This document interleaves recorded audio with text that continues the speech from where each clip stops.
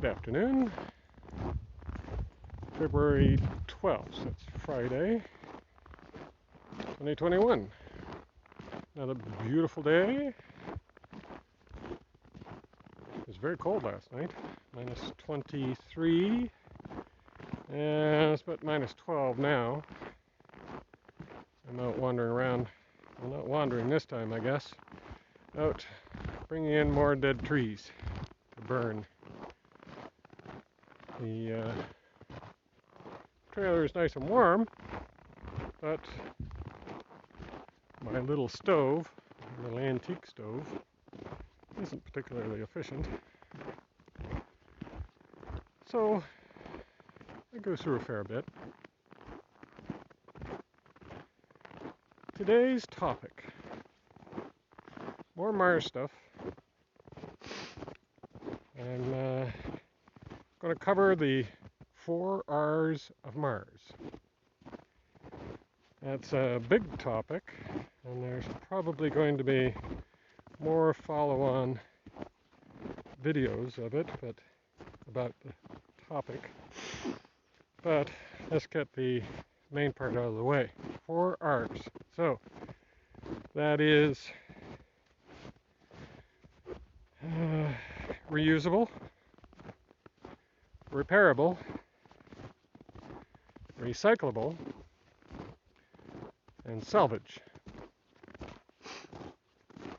Yeah, I know, it's 3 R's and an S, but the S is a lot more convenient, salvage that is, than a statement like reducing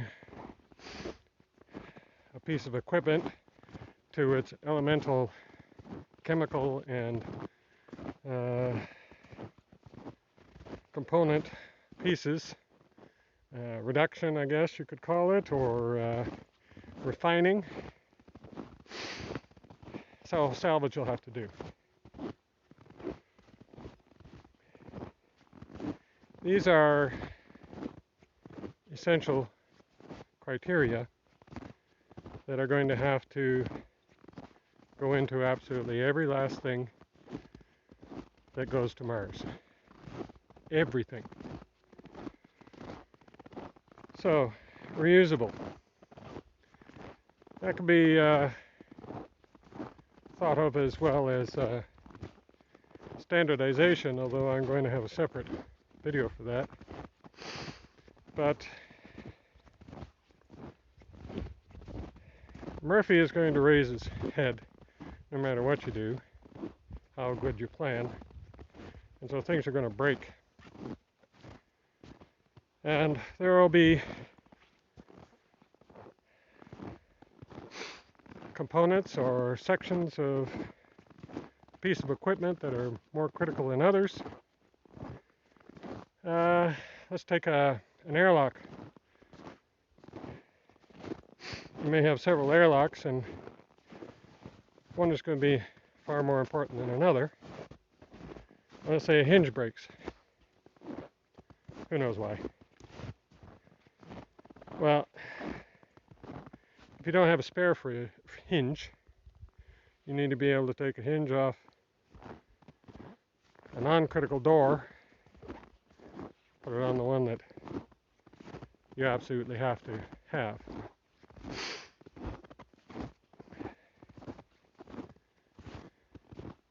The one thing that's very clear is you're simply never going to be able to ship enough spare parts to look after every contingency.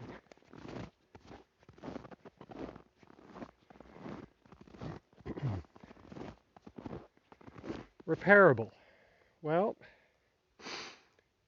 you'd think that would be a fairly straightforward, common sense thing, but we live in a time where an awful lot of the things, equipment that we rely on are not repairable.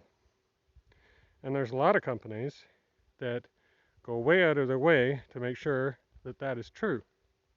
So the cell phone that I'm using right now even the DJI stabilizer that I'm using, they're not designed to be repaired.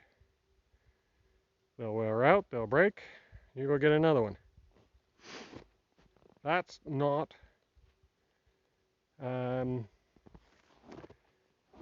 indicative of a place where absolutely every piece of equipment is vital, essentially, to your survival.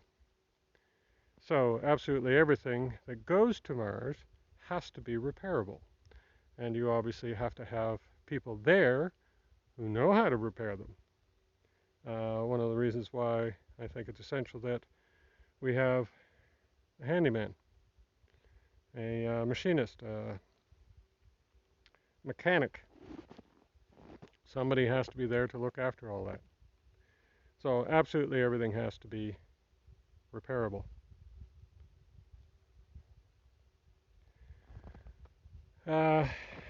Recyclable. Well,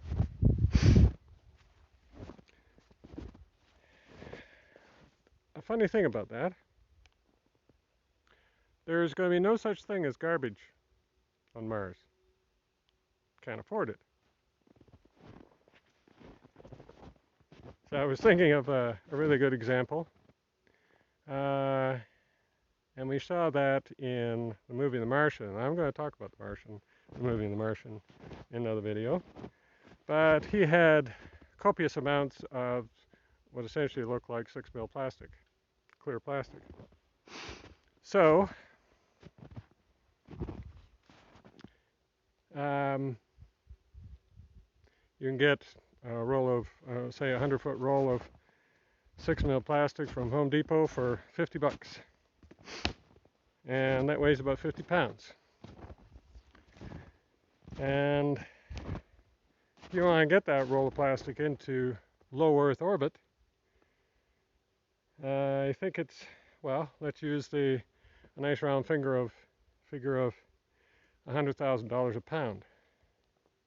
I don't think that's unreasonable.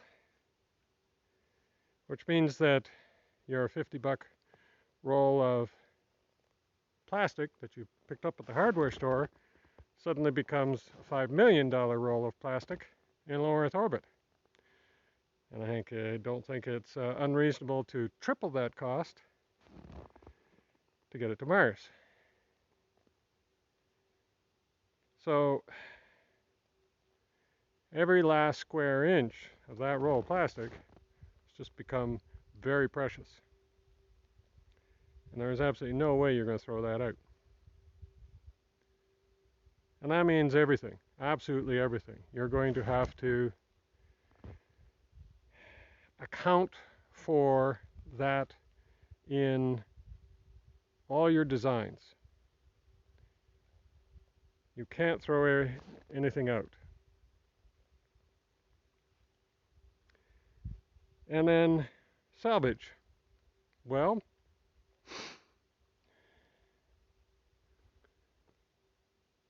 things are going to break. And let's say you have your computers. And all your computer boards need to be common. All your main chips have to be common.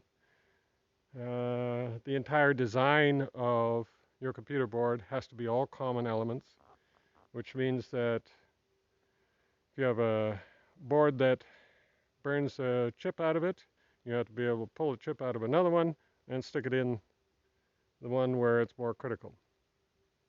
Even the socket that a chip goes into needs to be a common socket, so that you can pull that off one board, put it in another board if it's necessary. And quite frankly, when you're talking about a place as dangerous and at the absolute edge of survivability, that's quite possible that you're going to have to do things like that. So, but then what do you do with the chip that's burned out? Well, as I said, it's not garbage. You have to be able to render that down. That means extracting the gold off the pins. It means busting up the ceramic so you can get into the metal pieces and melt that down. It's that important. And everything is like that. Um, it's a really good thing that I think is really smart that SpaceX switched to stainless steel instead of carbon fiber. We know steel. We know stainless steel. We know how to deal with it. We know its specifications. We know everything about it. We have for what, 100 years? We know how to repair it. And the tools are quite straightforward. Carbon fiber, not so much. I'm not expecting you to um, be able to repair, let alone make carbon fiber components on Mars anytime in the foreseeable future. With that in mind, I would suggest that the interiors of spacecraft, even the Dragon capsules, should be made of wood. It's one of those things that we have centuries of experience with. We can certainly build interiors lighter and just as strong, if not stronger, than carbon fiber. We know how to do that because we've been doing that for centuries on boats, if nothing else. Hell, even paper. Sheets of flax paper. Flax paper can be extraordinarily strong and light and easily repaired. These are all elements that are critically important to consider when um, taking anything to Mars. All of it has to be completely usable. More soon.